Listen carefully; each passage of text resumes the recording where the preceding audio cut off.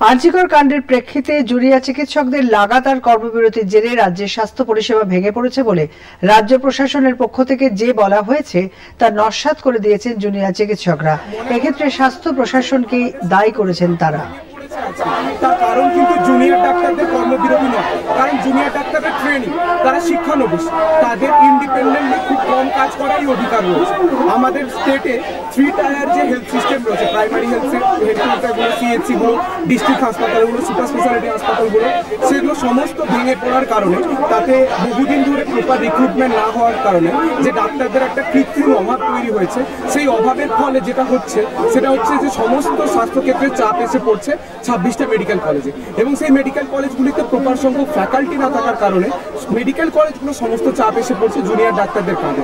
ফলে যখনই জুনিয়র ডাক্তাররা আন্দোলন করেন, তখনই সেই আন্দোলনকে দমানোর জন্য এই একই কথা উঠে আসে।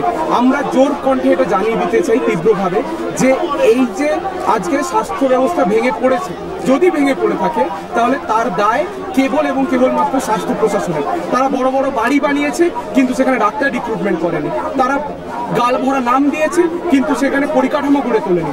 ফলে সমস্ত চাপটা সারা রাজ্যের স্বাস্থ্য ক্ষেত্রের চাপটা এসে পড়েছে আমাদের মতো শিক্ষানবিশদের কাঁধে।